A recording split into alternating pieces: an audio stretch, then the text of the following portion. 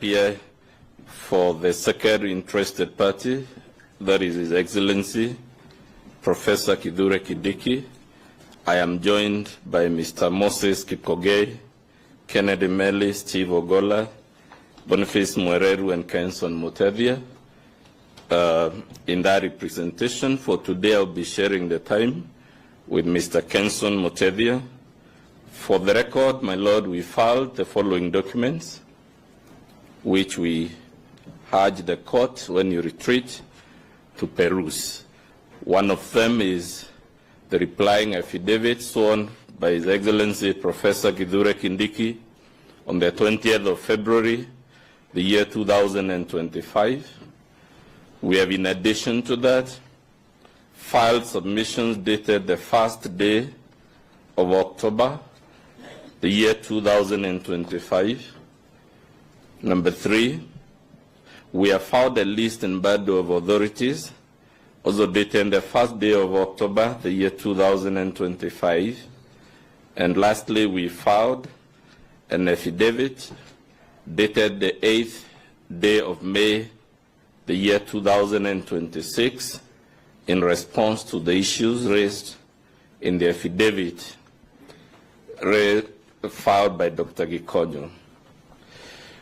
My Lord, I have reflected quite deeply on the matter before the court for the last 2 years, and I have not been sure, perhaps because age is catching up with me, whether the petitioners actually believe in the allegations they have brought to you. But in the course of that reflection, my Lord, and in the course of practice of the law in cases like the one before you, it has occurred to me that it is quite easy in a dispute like the one you're now hearing to lose sight of the real issue.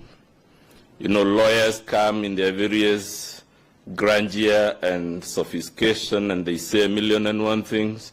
And in that forest of very many things, allegations and counter-allegations, my experience is that it is easy to lose sight of the real crux of the matter.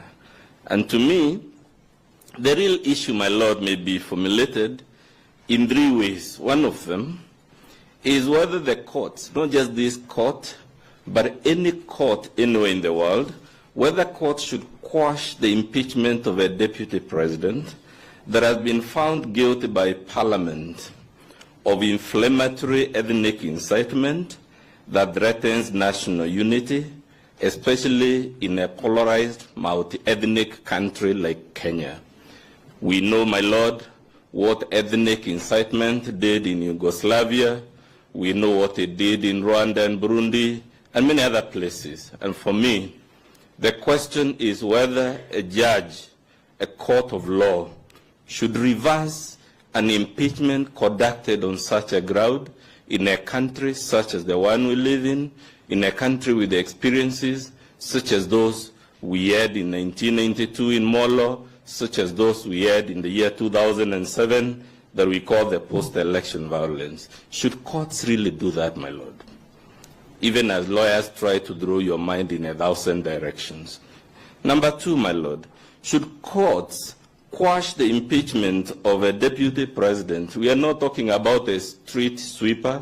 We are not talking about a junior clerk, but a deputy president of the Republic that has been found guilty by Parliament of threats to judicial independence. A deputy president that goes to the press vilifying and accusing judges of this very court of things that he shouldn't be saying, and does it count for anything, my Lord? When I was reflecting on this, my Lord, it reminded me of my many days in high school when we used to be taught a proverb in Kiswahili that says, usitusi wahenga na uzazi ungalipo. Does this petitioner even have the reflection perhaps to apologize to the courts for having been found guilty of insulting them, and now that he finds himself in a position perhaps he wouldn't want to be, he now comes back to the same courts, raising heavy weather about 1,001 grievances? And lastly, my Lord, should courts, and I don't mean just the courts of Kenya, it is the courts of any country, should courts quash the impeachment of a deputy president, not a clerk, not a messenger, the deputy president, who has been found guilty by Parliament of utterances in press conferences that strike at the very heart of the need to maintain national security at a time the nation is in an existential crisis, such as the one we had in the year 2024 with the so-called Gen Z uprising or Gen Z riots and whatnot and whatnot. At the end of the day, my Lord, that is really the broad question before you. And my Lord, when I was thinking of this matter also, I was quite amazed to hear that the petition is being likened through a false analogy to Jesus Christ, to Socrates, to Thomas More, and other great men and women in history.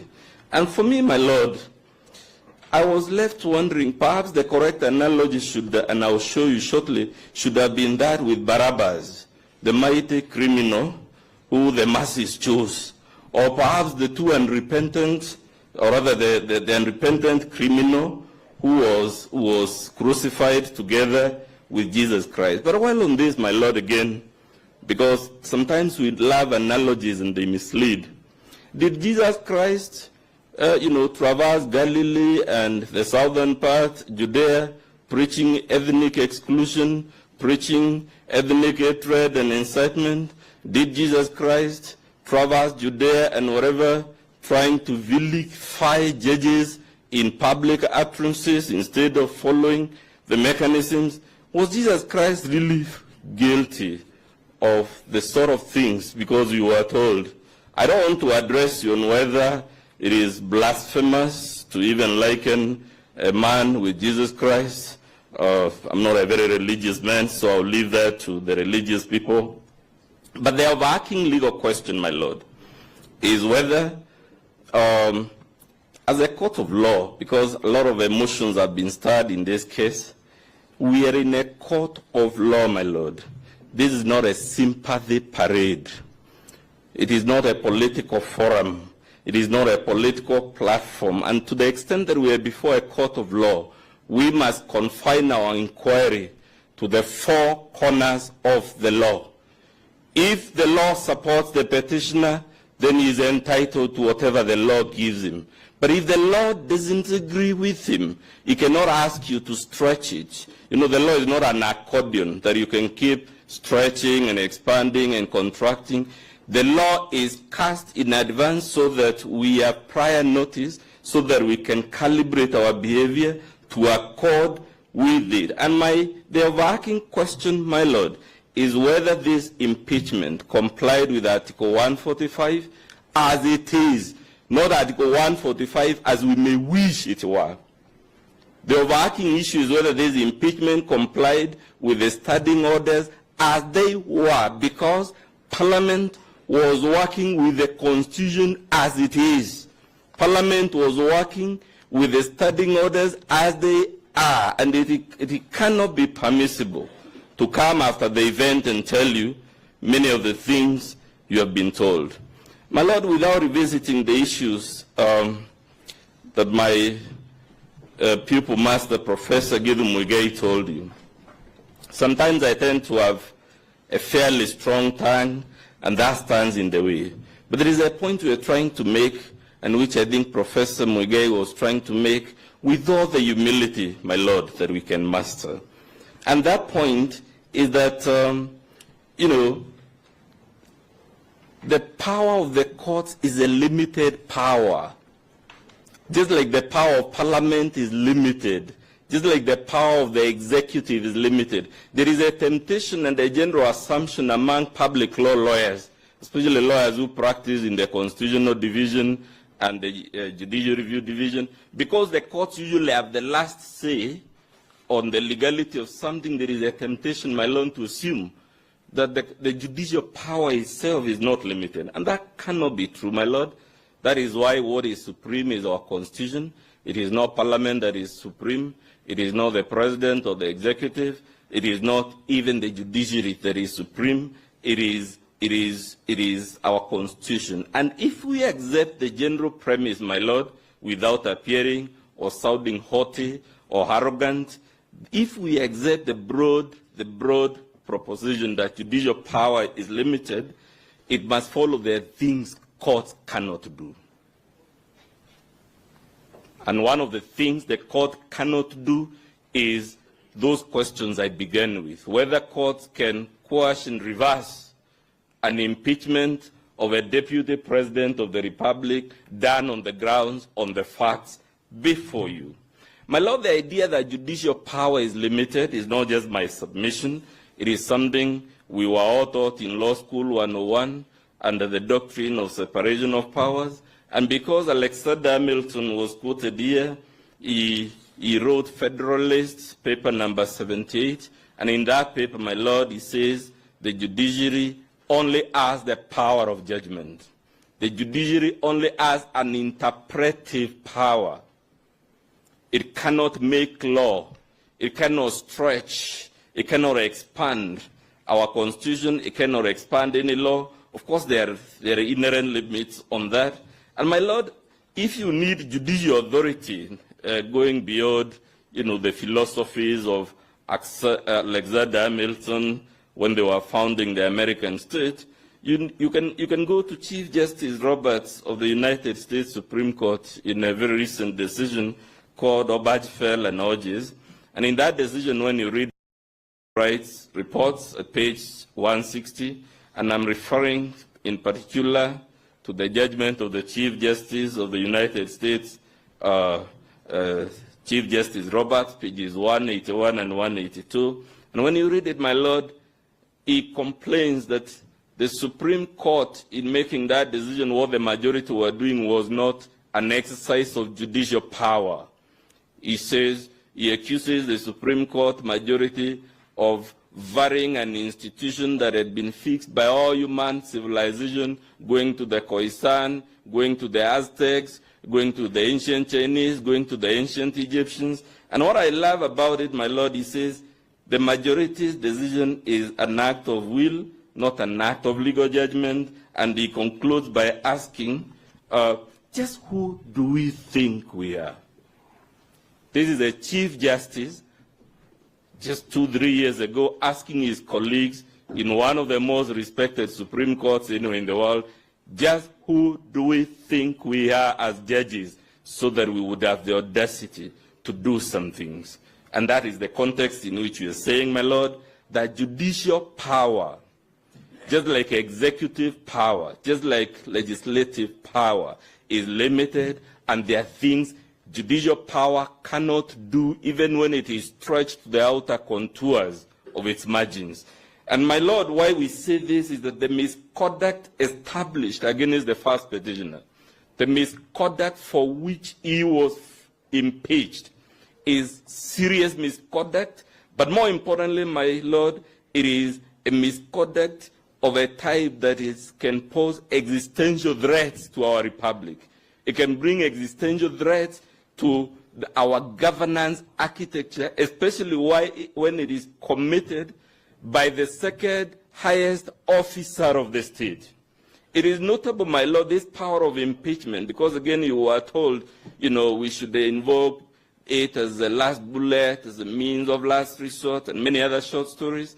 The structure of our Constitution is that this power of impeachment is actually only available against the very highest people. And there is a good historical, philosophical, and legal reason, my Lord. It is because it would erode the dignity of our governance architecture to have a deputy president in handcuffs recording statements before a police station here and being arraigned in court and whatnot.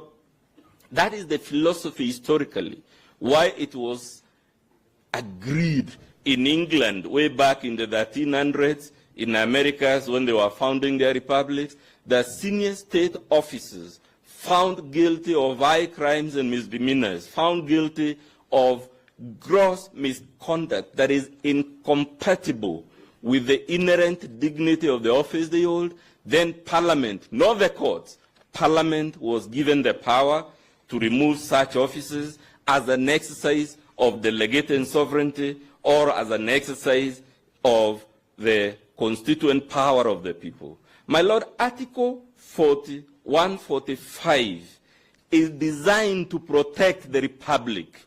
It is not designed to protect individuals. It is not an article, therefore, you can invoke to say, my right this, my right this. Of course, there is a procedure laid out in that article, and if that procedure is not followed, it is our case that it was scrupulously followed. The point, my Lord, is that Article 145 is public-centric. It is not individual-centric. And if that is the case, it must follow that the impeachment power in that article, my Lord, is a power to preserve the constitutional order, to maintain the integrity of the governance system that the people of Kenya on 27th August of the year 2010 voted for. My Lord, when we say that judicial power is limited, it is not to say you have no power. Of course, we cannot seriously claim you are entirely powerless, because it will mean then we are wasting time here. No, that's not our point. What we are saying, my Lord, is that your power is supervisory rather than appellate. And that has been confirmed by none other than your brother Mongo J, who I think my colleagues on the other side are trying to distort his views on these matters. In that bench, called Martin Nyaga Wambora and others versus county government of Embu and others. This is the High Court decision delivered in 2015, and in that bench, Mongo J was sitting with Koril J as he then was, and with Odunga J as he then was. And my Lord, they say, these are not their words, they say, a court reviewing the procedure of a legislature is not a super legislature sitting on appeal on the wisdom, correctness, or desirability of the option of the impugned decision-making organ. It has neither the mandate nor the institutional equipment for that purpose in our constitutional design. Moreover, the process cannot be wrong simply because another institution, for example, the courts, would have conducted it differently. It must be accepted that the institutional environment controls the manner in which an organ disposes the issues before it. These are not my words, my Lord. It is the judgment of this honorable court, a three-bench like this one, sitting with your colleagues, some of them whose views now there is an attempt to distort them. But my Lord, what is important about this decision is that it was pushed all the way to the Supreme Court. Again, and when you read at the Supreme Court, the citation of this dispute is Karaoke Mate and others. And my Lord, there is a detail about the Supreme Court decision in that matter that I think both sides, and in my experience, lawyers don't even realize. It is the only decision, my Lord, I've seen where the Supreme Court of the Republic of Kenya has upheld the violation of a High Court order, and that written in black and white, that Parliament was entitled to disregard this court order because the courts had overreached themselves by trying to exercise a power beyond supervision. They had assumed an appellate power. This principle has also been upheld in the Sonko case, which I need not revisit given the inimitable submissions by my pupil master, Professor Githu Muigai. My Lord, what is the dispute before you? There is a plethora of grievances. You know, this didn't happen, this happened the wrong way. The key grievances, my Lord, are just four. It is that there was a denial of fair hearing. I'll be coming to this shortly. And as I come to it, I'll be telling you that grievance is mischaracterized. It is a case of what we used to call in Law School 101, distortion and misrepresentation. What was actually not availed to the first petitioner is an opportunity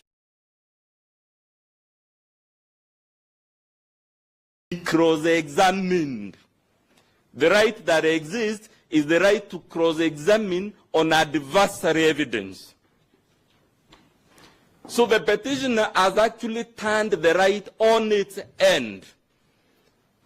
We have a perfect case here of the villain taking moral high ground and telling anyone who cares to listen from all the mountaintops how he was mistreated, how people were unfair to him. He can make whatever lamentations you want to make, my Lord.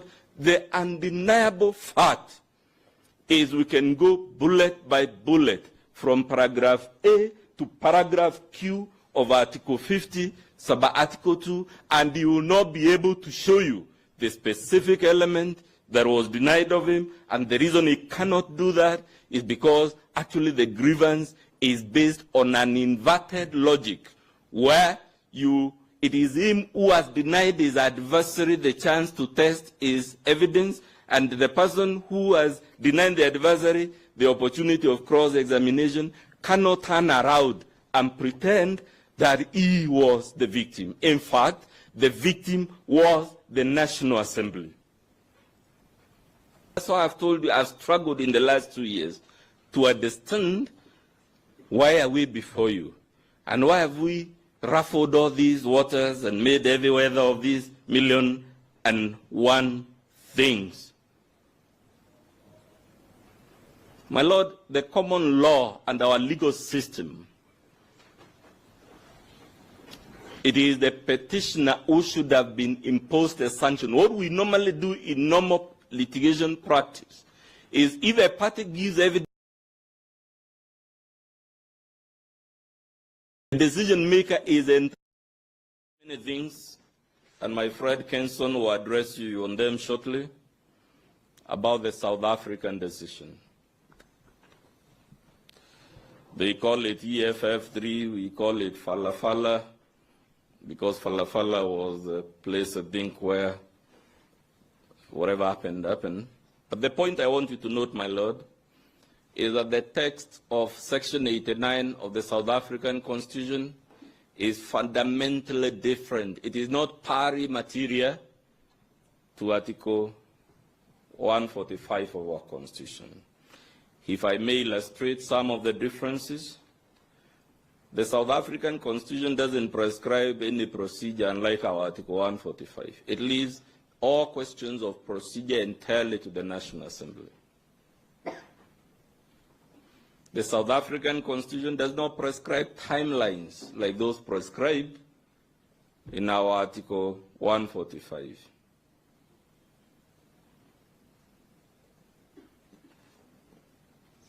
The standing orders of the National Assembly of South Africa do not provide for the preliminary inquiry committee of the type that was in issue in the South African case.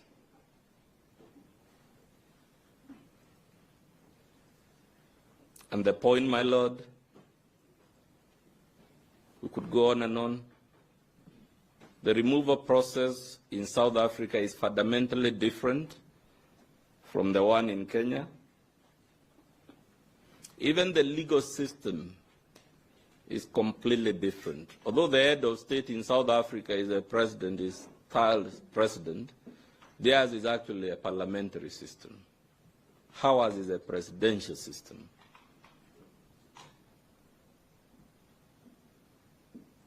As my colleague Kenson takes the podium, my Lord, I hope I have shown you that this is not the type of case which, even if you woke up in your best mood, you would uphold. Thank you.